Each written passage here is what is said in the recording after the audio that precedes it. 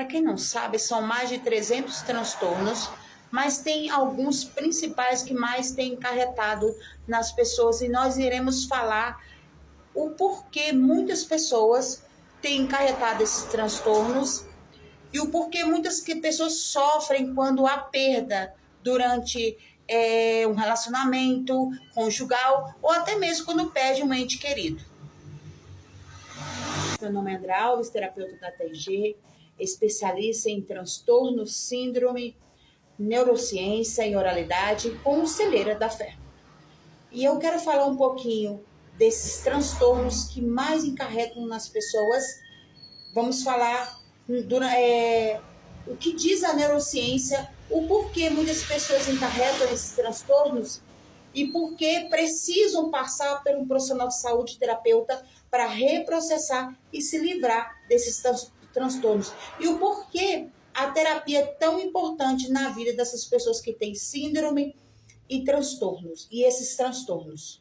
O transtorno de ansiedade, o síndrome do pânico são parecidos. Porém, o síndrome do pânico, a pancada são mais fortes, como que caísse um raio sobre a cabeça da pessoa e de repente a pessoa perdesse a noção de tudo. E de repente a pessoa pensa que tudo acabou, que ela chegou ao fim. E o transtorno de ansiedade, quando está generalizado, a pessoa está em crise, ele começa a sentir desregulação na pressão arterial, ele começa a sentir dores musculares, a pressão arterial fica altíssima, o colesterol sobe, a glicose fica desregulada, todos os hormônios desregulam, o grau adrenérgico lá em cima, a dopamina sobe demais, a adrenalina, me desculpa, a adrenalina sobe demais. Qualquer coisa, a pressão tá alta, a pessoa não consegue nem fazer muito esforço, que a pressão sobe. E não é pessoa idosa não, pessoa jovem, uma pessoa saudável outrora começa a encarretar problemas na glândula tireoidica, problema no fígado. Porque quando o fígado está bom, trabalhando direitinho, raramente a pessoa encarreta problemas na glândula tireoide, dá problema de bócio ou até mesmo hipertireoidismo. Mas quando a pessoa se encontra com problema no fígado, às vezes tem um excesso de gordura, ela começa a encarretar fibrose hepática e o fígado para de funcionar. E ele parando de funcionar, ele para de produzir zinco e selênio. Ele para de produzir zinco e selênio, é que faz as pessoas muitos encarretarem, principalmente mulheres. Problema no fígado, esse problema no fígado faz as pessoas encarretar problema nos rins, né? E a pessoa do nada dorme quando está estressada mesmo, principalmente quando o transtorno está generalizado, principalmente de ansiedade. A pessoa começa a sentir vários sintomas, encarreta mais ainda o fígado, o pâncreas, os rins.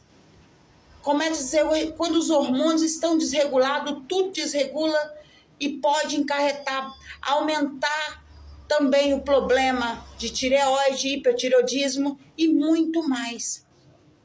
Os rins começam a ficar inflamados, a pessoa pensa que está com problema na coluna, mas é porque quando você está com um transtorno de ansiedade generalizado, você tem dificuldade de filtrar algo, você fica chateado com algo e não fala, aquilo vai para os seus rins, somatiza no físico. Como eu disse, eu sempre digo nos vídeos anteriormente, por isso que nós tratamos o psíquico e o somático, porque somatiza no físico as dores e as pancadas.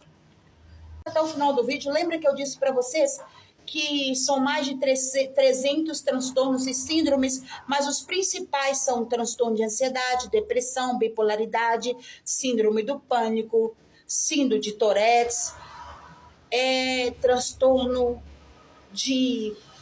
do toque, TDAH, fibromialgia e também síndrome de borderline. São os síndromes que mais se encarretam nas pessoas nos dias atuais. E o que acontece? E o porquê eles somatizam de maneira elevada, principalmente o síndrome do pânico e o transtorno de ansiedade. Por quê? Porque quando a pessoa está em crise, generaliza tudo. A pessoa começa a sentir vários tipos de problemas. Ataque cardíaco, dor no peito, a pessoa pensa que está infartando e não está. Aí a depressão ainda fica mais forte, a pessoa encarreta a depressão também, e a pessoa tem pensamento de morte, pensamento que não vai durar muito tempo, que a vida não vale a pena. Mas por que acontece isso? Porque tem pessoas que pensam que a maturidade vem da idade. Isso é só números. O que tem a ver maturidade com transtorno ou síndrome? Tem tudo a ver. O que acontece? Que você talvez ficou adulto, talvez você cresceu, amadureceu, prosperou, estudou, ganhou um grau de escolaridade bem elevado, você tem uma vida boa, aparentemente, mas a velha criança continua lá. E quando você ou sai do relacionamento e perde alguém, aí como se estivesse desmoronando uma casa sob a tua cabeça. Quando você vê o mar, parece que você está vendo um tsunami inteiro. E isso vem acontecendo por quê? Maturidade é tratando as pancadas, os traumas, as traumatizações. Quando você reprocessa com o profissional de saúde, o terapeuta, você vai reprocessar, você vai tratar os traumas e aí você vai adquirir a sua maturidade. Muitas pessoas que às vezes adquirem naturalmente, mas pouquíssimas são as pessoas que não têm pancadas, que não têm traumatizações. Porque a maioria das pessoas já passaram por problemas, por abuso físico, abuso sexual. E com isso encarretaram muitas coisas. Tem pessoas, crianças que sofreram traumas neonatal no ventre, na barriga da mamãe. Por isso, a pessoa que sofre o TDAH mesmo, ele é uma criança compulsiva, porque talvez sofreu pancadas lá no Natal. E não é hereditário isso. O TDAH encarreta através de traumas e pancadas. Às vezes vai no médico, o médico passa aquele medicamento que é o mais usado, né? Para a criança que tem TDAH, Ritalina. Para a criança, para o adolescente, o adulto já toma um outro medicamento mais forte e pensa que está tomando, vou tomar um remedinho, vai resolver o problema. Às vezes, momentaneamente, você vai dormir bem, mas de repente ele começa a viciar no seu organismo, começa a viciar com ele, de repente ele não faz mais sentido, ele não dá mais resultado. O que acontece? Você tem que voltar lá e tomar outro novamente, sem contar os gastos que são terríveis. Não é que você vai parar de tomar os medicamentos, você vai começar a fazer algo diferente e começar a fazer caminhada, começar a fazer cardio, começa a fazer rapel, começa a andar no meio da floresta, começa a conversar consigo mesmo. Outrora, muitas pessoas falavam que aquele que conversa sozinho era louco. E vocês não sabem o quanto faz bem para a saúde. A neurociência diz que a pessoa que sofre, que fala sozinha, ela tem longevidade. O seu corpo começa a produzir mais dopamina, o seu corpo começa a produzir mais endorfina, que é o hormônio natural, o calmante natural do corpo. O seu corpo começa, se o seu cérebro está trabalhando de maneira perfeita, eu costumo dizer que é o motor de arranque. O segundo é o coração, segundo motor.